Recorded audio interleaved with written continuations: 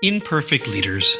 Are you facing challenges filling open speech-language pathologist positions within your district? It's kind of a silly question because I know you are. MPAT Speech understands the critical need for qualified professionals in your schools. They recognize that communication lies at the heart of academic success, and that's why they're dedicated to helping you bridge the gap by offering expert therapists and innovative telehealth solutions. Don't let open positions hinder your students' success. Partner with MPAT Speech today and ensure every child in your district has access to the speech therapy they deserve. MPAT Speech, EMPAT Speech.com. Empowering students, empowering schools. So I was interested to see how ChatGPT might create an intro for me. So I gave it some information and it spat out, "Welcome to a journey that transcends the conventional boundaries of education. Imagine a school where purpose is not just a buzzword, but the very essence that breathes life into every corridor, classroom, and curriculum." Yeesh. Okay, I asked it to sound a little less like a carnival announcer, and it only got worse. "Hey there, folks. Get ready for a wild ride into the heart and soul of education, where purpose isn't just a fancy word, but the very lifeblood of every nook and cranny in our schools." Whew. Well, that's the very stereotype of a used car salesman or auctioneer. So instead, let me take it myself and say that my guest today made me think about Rick DuFour in his book, Professional Learning Communities at Work, especially the concept of purpose-driven schooling, and specifically how in the absence of a guiding purpose, or as my guest refers to it as self-awareness, one will find it difficult to guarantee to do just about anything else. So let's start with our why before we discuss anything else. My guest is John McGlothlin, and his book introduces us to 5 traits essential for cultivating an environment where purpose thrives. Now, my guest has a military background, and so that made the conversation a little different, but it was so interesting, particularly part 2, where we talk about the transition from military life to civilian life and the informal and formal roles of leadership that one plays. I'm Peter Stiepelman, and this is An Imperfect Leader, the Superintendent and Leadership Podcast. Today on An Imperfect Leader, John McGlothlin is my guest. And John is a former Army paratrooper who served across the U.S., Europe, and both Iraq and Afghanistan. And he is the author of How to Deal with Damn Near Anything, The Paratrooper's Guide to Life. John, welcome to An Imperfect Leader. Thank you. Thank you for having me. I'm looking forward to talking. Me too, John. It is really nice to meet you. And you are a really interesting individual. I mean, you've started your career in intelligence. You enrolled in law school at the University of Virginia. You became a JAG officer in the DC National Guard. You were mobilized after the insurrection attempt on January 6th. You're a speechwriter, a journalist, an editor, an adjunct professor, an avid gamer, I have found. I'm wondering, any other interests that you're taking up? No, the dance card's pretty full. I will say I have started playing soccer and playing less video games, not out of any kind of moral judgment that video games are wrong, but just sort of trying to make sure I get out there and stay active, especially when the pandemic hit. And being outside was a great way to interact with other people at all. So a little more, some rebalancing, but overall still doing most of the things you mentioned.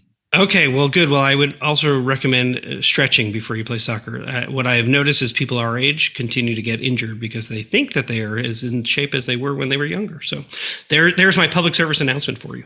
Appreciate it. Do you? I do, especially during the winter. I play with guys that are much younger than me, and even they're usually made out of rubber. But when weather gets cold, it becomes even more important to be purposeful about how you approach these things. I have a brother who was did something for his job. They were all playing soccer, and I think like half the squad was injured by halftime because they did not stretch appropriately.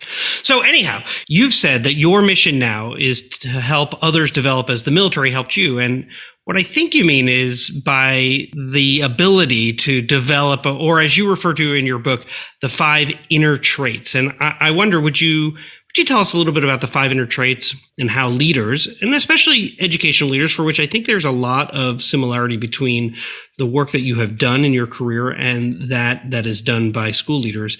But I wonder, can you talk a little bit about how you develop these skills? Certainly. So it's like the old joke about fish not knowing they're in water. You really don't appreciate the environment you're in the military until you're not in it anymore. And obviously, and for good reason, most of the stories that get told about the military are about combat. As you mentioned, I went to Iraq and Afghanistan. Those are incredibly important experiences to me and things I'll carry with me forever. But they are not what I use in day-to-day life now. And they are what movies get made about and most books get written about. Again, for good reason. They are visceral, meaningful experiences. But they're not necessarily the most applicable for everyone else. So what I realized when I made my transition from full-time military to part-time, which I am now, and to which part-time meaning once a month. So we're talking part-time means a small fraction of the time. When I made that transition to regular life, I realized that a lot of the lessons I had learned were learned implicitly. They weren't learned in classrooms with long written tests about whether you'd learned them or not. There were things that were much more implicit, much more subtle, and that they were also not available elsewhere very often. And I thought, okay, once I got over, I'll get more into that later, the sort of the judging everyone stage, which was not helpful. I realized that there's this place for them to be told. And I thought, why not try and write that book? And you're right on track about comparing educational and military environment, because military focuses on training. That's where we spend the vast majority of our time. Even the most high speed, we call it op tempo for operational tempo. Even the units with the highest operational tempo only are deployed about half the time. And that's a ridiculously high amount. Most units train the vast majority of the time. And training is just teaching by another name.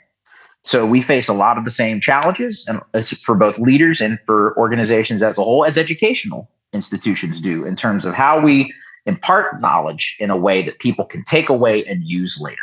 So the 5 traits were what I identified as the distillation of the lessons I'd learned in the military that were rarely available elsewhere. And obviously, a lot of that conversation can be fuzzy. So picking 5 traits was my attempt to distill it down into a list that was understandable to anyone. Tell us the 5 traits. All right. So the first one is self-awareness, with the idea being that if, what's the first thing you do when you put in a GPS to go somewhere? It wants to know where you're at currently. So if you don't have a good idea of where things stand now, it is much harder to develop, to go in the direction you want to go. And there's a few challenges that get in anyone's way when it comes to self-awareness that the military has some unique ways of addressing. So the biggest sort of 3 buckets to sort into, it's encouraging other people to give you honest feedback, encouraging yourself to receive and use that feedback, and then looking at the quality of the feedback.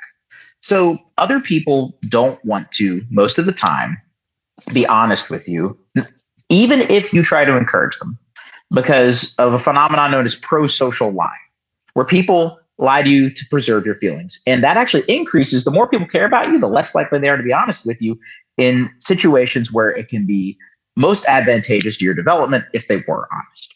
What the military does is it rotates people in and out of your sphere regularly.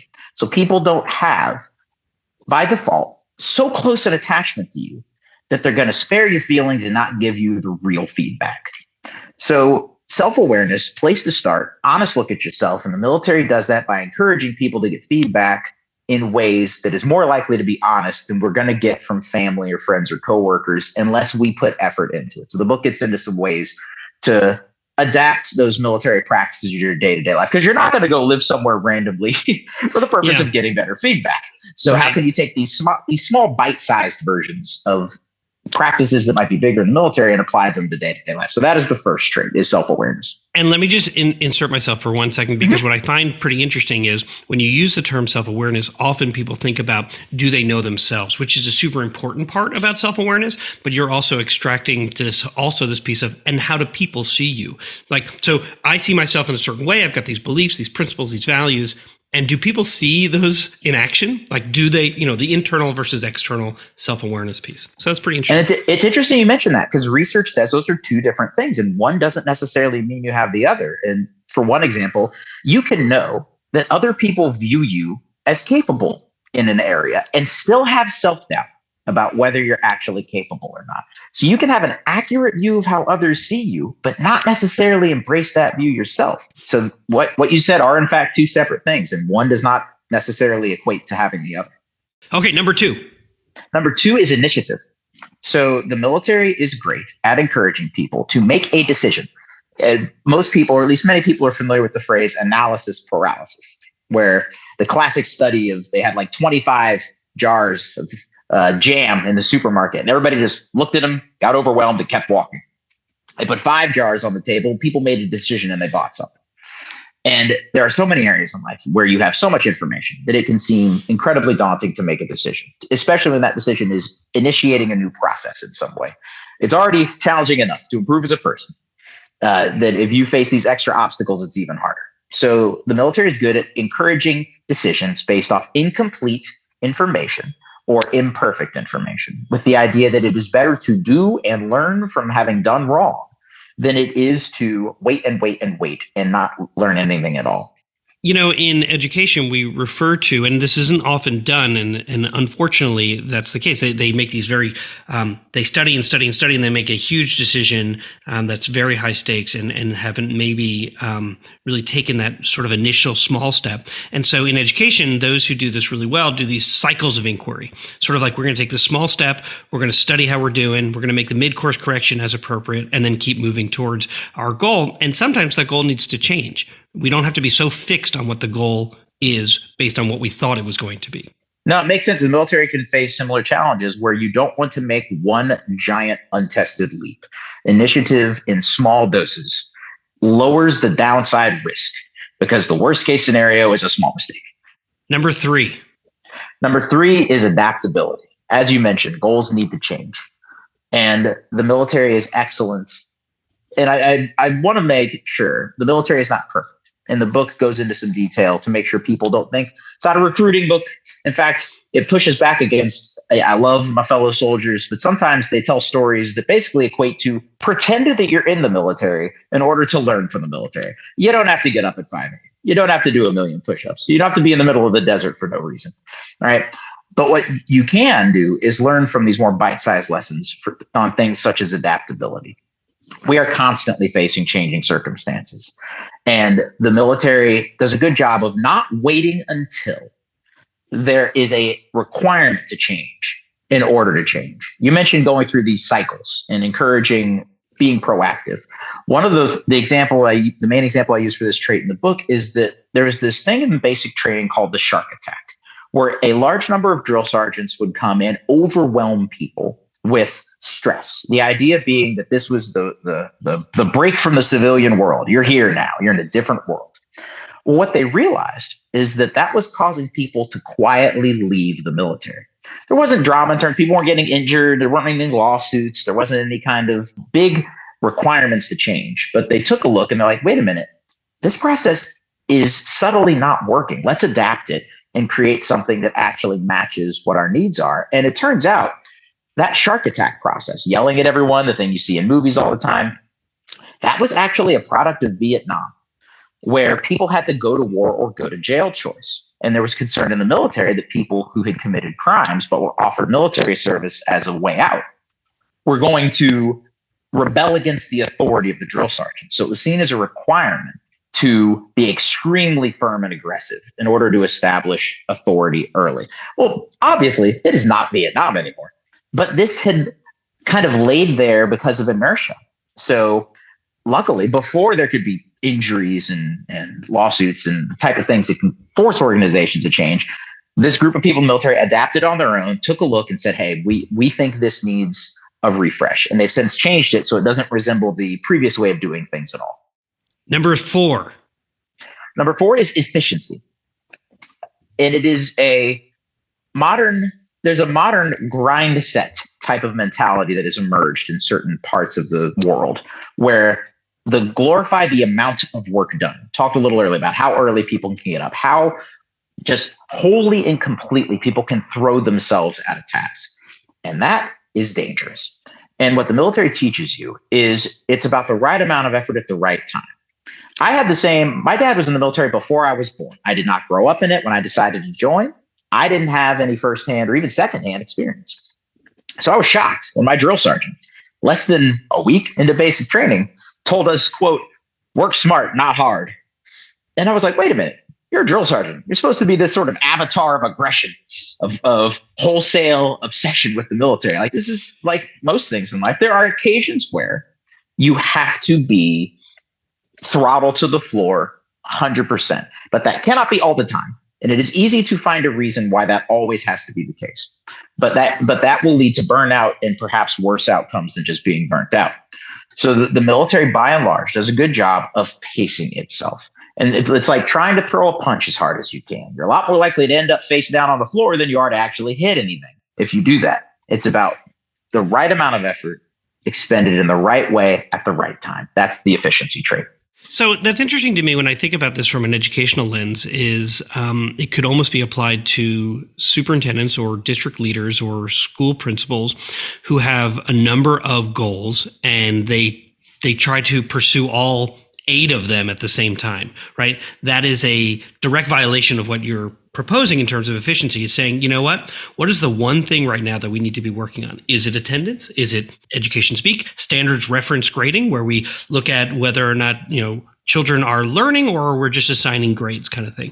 And what I have seen, and I've been a victim of myself in terms of my own practice, is that we are trying to pursue attendance and discipline and advancement in the area of its student achievement and recruitment and retention. And all of a sudden we're focused on nothing because we're not being efficient in terms of our time and our efforts. Absolutely. Educational leaders face the same challenges in terms of you may have many masters. You have a public-facing set of people who, just like civilian control of the military, they may not be technically in charge of you, but they have a vast ability to affect how your day-to-day work actually and those goes. who are in elected office who get to decide whether or not your budget is approved or what is allocated towards the things that you say are important. Okay, the last trait. The last trait, and perhaps the most unfamiliar word, is insistence. And the reason I arrived at this as the last trait, insistence, by my definition, is setting standards and enforcing boundaries.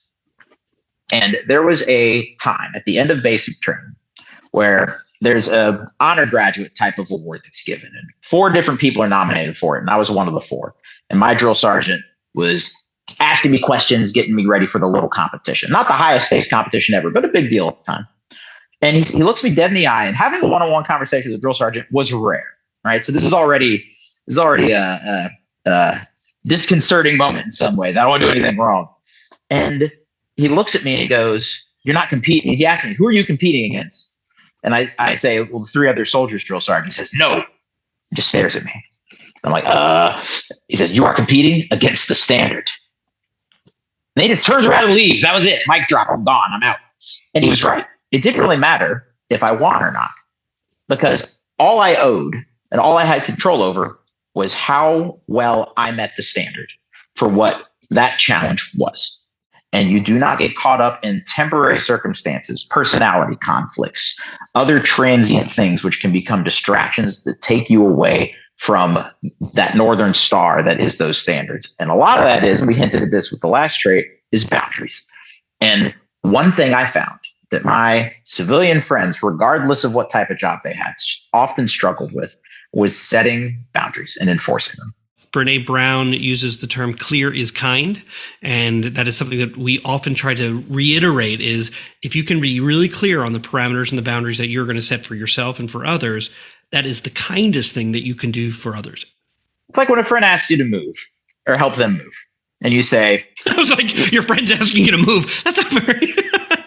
that would get out of town. That's where you can say, and I'm that's kind. where you can say no. I don't want you here. Exactly. You just not be friends with them. That'd be easier. But no, if somebody asks you to help them move, right, the quintessential friend request that goes beyond the normal standards of day-to-day friendship. And you see people say yes in a way that they know they're going to resent later. And that resentment just ends up being corrosive, whether it's a personal or a professional relationship. And the best way to avoid that is to get ahead of things by either saying no or saying yes, but I can do it Tuesday at 6 p.m. and I'd love some pizza or some beer. Like, set some conditions. They're reasonable. Make it a little funny if you need to, but do not let yourself be pushed back and forth by the tides, because ultimately you will drown. What does the term an imperfect leader mean to you? The term imperfect leader to me means viewing leadership as an ongoing challenge. And as an ongoing, what's the right way to say this? Something that is satisfying to grapple with, that is enjoy the process, that looking at the ways in which you can improve is not an indictment of who you currently are. It is recognizing that we all have ways that we can become better at the things that we do. And too often leaders will look at themselves, sometimes because they feel the pressure to present this way to the people they lead, as finished products. And what they really need to do is encourage openness and transparency in a way that will smooth those imperfections out over time instead of worrying about hiding them from everyone right now. And we'll be right back. Hey, district leaders, I know you already know this. In schools worldwide, cell phones are posing real challenges on student engagement and mental well-being, and I want you to meet Yonder, a proud sponsor of an Imperfect leader. And let me share this story from a visit I made to some schools in Silicon Valley. I asked some kids what they liked about Yonder, and after some funny looks, they shared that actually, with Yonder, teachers don't have to battle with them over phones anymore. In fact, one kid said to me he didn't have to worry anymore about his parents texting him in class, and the kid next to him sort of shoved him and goes, "Texting? My mom used to FaceTime me in class." I want to introduce you to a support system that increases teaching and learning. I want you to discover why 1 million students choose Yonder daily. Minimize distractions, maximize learning potential. To learn more, go to overyonder.com. YONDR. We're back for segment 2 of An Imperfect Leader called Imperfect Leadership in After Action. And my guest is John McGlothlin. And John is a former Army paratrooper, JAG, author of How to Deal with Damn Near Anything, The Paratrooper's Guide to Life. If you listened to the first section, you heard the 5 traits. They are amazing. So if you've just skipped to the After Action review, jump back to the beginning because it is super important. Now, After Action reviews are super familiar to you, I imagine, because with your military background, this comes from the military. And I really, truly believe that superintendents and district leaders ought to be doing this a lot more as they consider the actions they've taken and what they've learned. And so let's just do that together. So in this segment, we ask our guests to deconstruct a decision that they made, and then we discuss it. So what happened? All right. So I think the decision that I'll talk about was leaving the full-time military for the part-time military / law school. It's not that it was the wrong decision in hindsight, but just because something was the right decision doesn't mean it was executed perfectly. Doesn't mean there aren't some lessons to take away. So what happened for me was I had reached a point in my military career where it was kind of stick around till 20 years or switch things up. And I decided for various reasons, including wanting to live somewhere a little closer to civilization, that I would switch things up. Well, I got 3 days of transition training for the military, which was 3 more days than some people got, but did not prepare me for dealing with people who weren't in the military. And I came from a pretty high speed, as we say, military unit, one that was used to sarcasm and bluntness and not aggression in a bad way, but being very forthright and very straightforward. And I ended up with a bunch of normal people. And instead of understanding that they were normal people and weren't doing anything wrong, I judged the crap out of them. And it took me years to completely understand why. Now, the dangerous part is that I was happy overall. It's not that I was dissatisfied or bitter or frustrated to the degree that I was forced to be introspective. No, overall, I was happy. So the bad thing about happiness is sometimes it spares you the need to be introspective, to question yourself as a leader and think about how you're dealing with other people. So I was way too judgmental. I was way too sarcastic. And even when I didn't say anything, people are smart and they can tell when you've got that look in your eye and you're not necessarily treating them with respect. And what I learned was not to be so judgmental, not to apply standards to the people that they didn't ask to be applied to them. And I'm coming at them from in this case, an informal leadership perspective. I was not technically in charge of people most of the time. Sometimes I was. But what I was is I was a person with more life experience. That put me in an informal leadership role, but I was too harsh and I was too judgmental as a result. So what I learned was spend more time thinking about where people are coming from, how they got there. And if you do think that there's a gap or that they should be doing something differently, don't lead with that. Instead, think about how did that gap appear? Did anyone teach them the thing that you wish they knew? Or did they simply follow the steps that were put in front of them with no malice towards doing it a different way? And I arrived at a point where I am now much more capable, still working on it, always will be. The sarcasm never really goes away. The judgment I've managed to put in a much smaller amount. And spend more time thinking about how people got to where they are. And if you want them to be somewhere different, even a little bit, how can you work with them to get there instead of just primarily judging them for not being there already? So let's unpack this a little bit because you have been very efficient, as a lawyer might be, in terms of getting through all 6 of my questions within about 30 seconds. So we're gonna unpack a little bit because I think that there are probably some examples that you could provide that would really help us.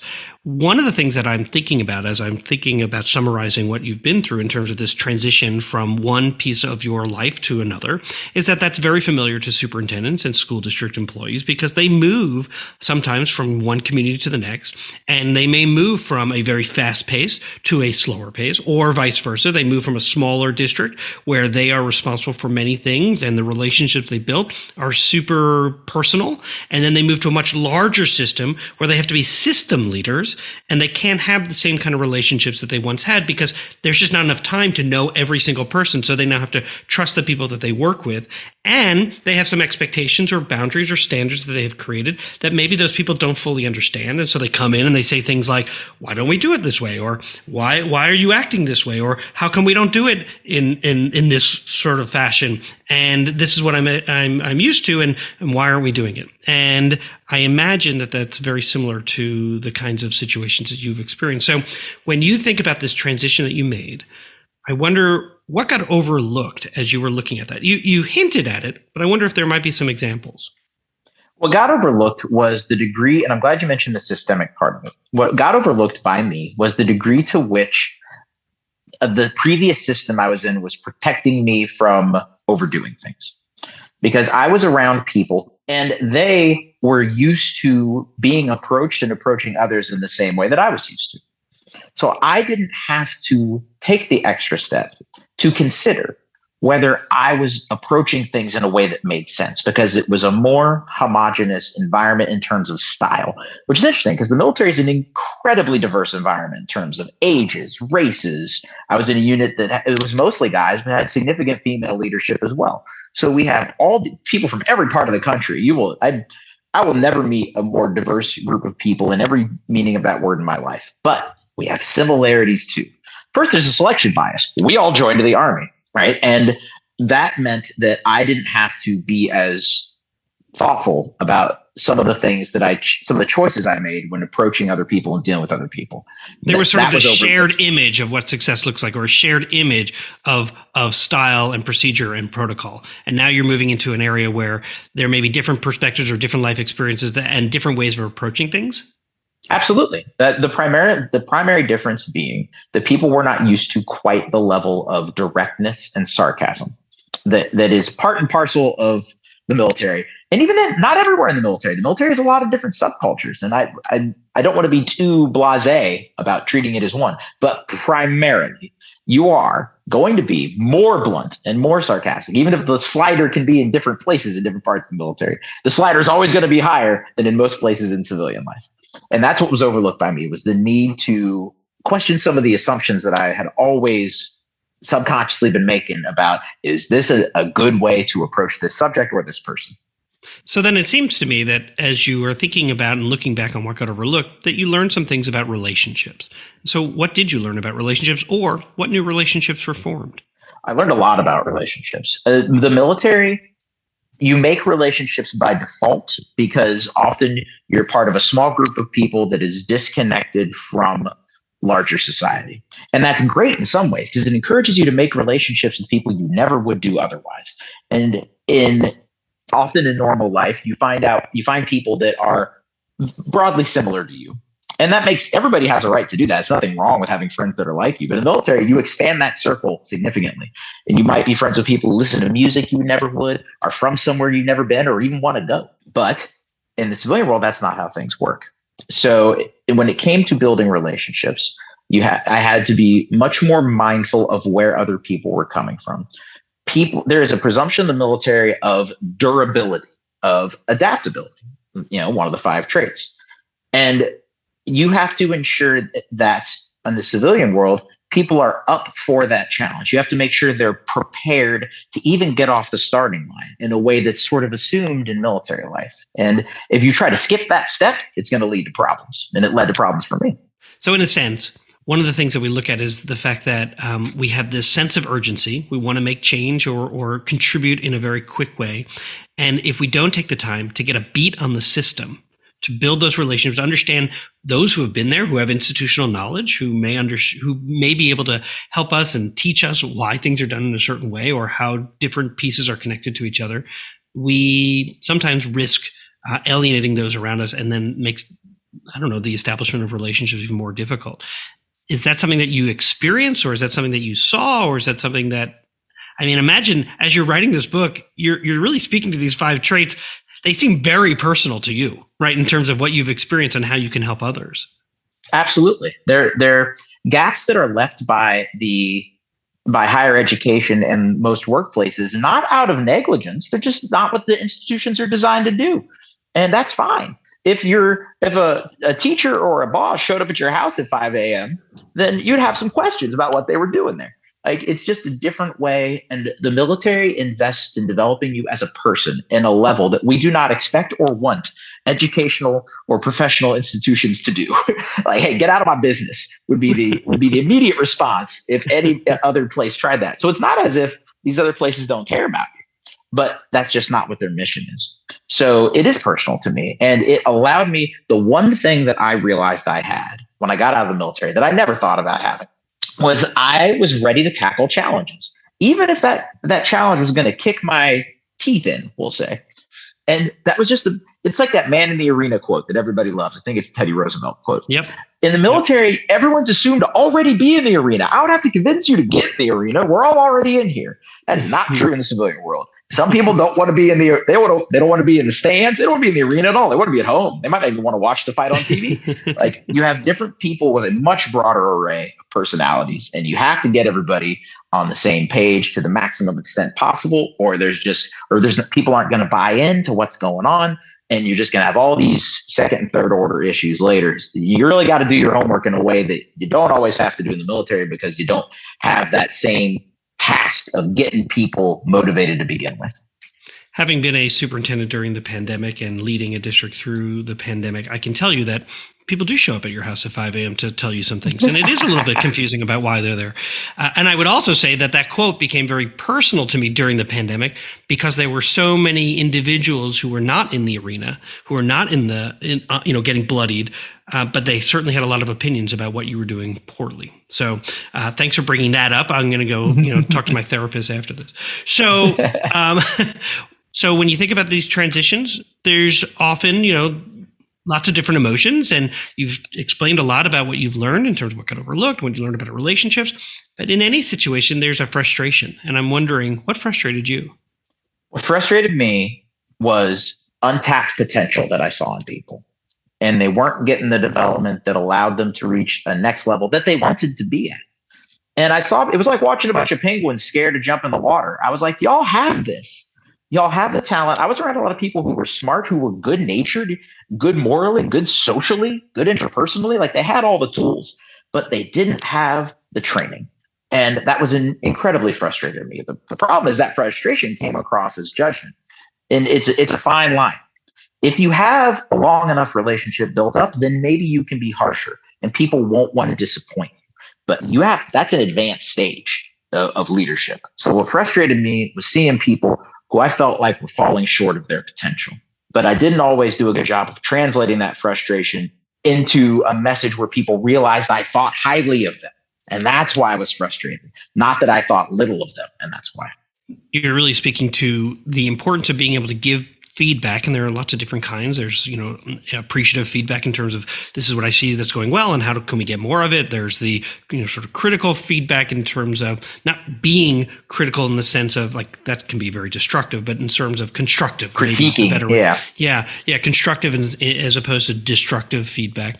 And I think many of us get the sort of motivational feedback as like the primary feedback that we get, which is just a lot of rah and a lot of praise without that second step of, and how do we grow from here, right? In terms of, how do I lean forward into a part that might be a little bit uncomfortable, but yet when I lean back, I realize how much I've grown. And that's an area that leaders and managers and supervisors don't get a lot of training on. And so this notion at the beginning that you were talking about in terms of how the military rotates people out, which is difficult to do in any other industry potentially. But I think that's kind of an interesting way to get feedback in a way that is specific, appropriate, and really designed to help one grow. So let me give an example from after I left the military full time, when I didn't have access to the automatic rotation anymore. So I ended up in law school, and I can tell that I'm not clicking with the overall vibe. Again, there wasn't any drama. Nobody yelled at me. I didn't yell at anyone, nothing like that. But I could tell there was a dissonance. So one of my classmates was engaged to a Marine, and she was clearly a very like sharp, down to earth person. So I said, "Hey, do you mind if I tap you on the shoulder metaphorically once every 2 weeks, once a month, and just kind of get a little feedback about how I'm adjusting?" Because I was more subtle than this, but for efficiency, I was like, "You're engaged to a Marine, you get this." And she was totally down. And every 2 or 3 weeks, I would ping her, and she'd be like, "No, you're doing a good job. Except that one comment you made in class, that was way too sarcastic. That was way too brusque. Like, got it. All right, we will avoid that type of comment in the future." So the lesson that I took away from that I encourage others to take away is look for individuals that could be the longest tenured person at the institution you're at. They know everything about that building and everybody in it. Or it could be somebody who's changed careers and they're bringing in something from a prior career that gives them a different perspective that may be helpful. Could just be somebody you click with personally. But look for individuals that you don't automatically get feedback from. And be a little proactive. Don't put a big burden on them. Don't put a bunch of calendar meetings together. Don't ask for a 10-page written report. Make it an easy lift for them, and something that you'll benefit from because you weren't going to automatically get feedback from them anyway. In the end, what was something that was good that came out of this experience? A lot of personal growth. It would have been easy for me to brusquely dismiss anyone's dissatisfaction with my level of sarcasm. "Oh, you didn't do this. You weren't here. You weren't this or that." But eventually I learned that people were coming from a different place and a reasonable place, and that meeting them there was going to result in a lot of growth for me and hopefully some growth for them too. And that there was a way to make things click for both sides in a way that everyone enjoyed and grew from, instead of just sitting in the corner metaphorically with my arms crossed, shaking my head at why people weren't more automatically resilient on their own. My guest today was John McGlothlin. He's a professor, a former JAG, Army paratrooper, and the author of How to Deal with Damn Near Anything, The Paratrooper's Guide to Life. And you've also talked about the 5 traits: self-awareness, initiative, adaptability, efficiency, and insistence that come with your book, and truly how much you have grown and how much this book and your words can help any one of us in leadership grow in our own profession. So I really just want to thank you so much for your time. Well, thank you. I really feel like development is possible. And hopefully some of the lessons I've learned, some easy, some hard, can help other people to move along that path as well. Music for An Imperfect Leader was written and arranged by Ian Varley. Sam Falbo created our artwork, a wood print-inspired Daruma doll butterfly.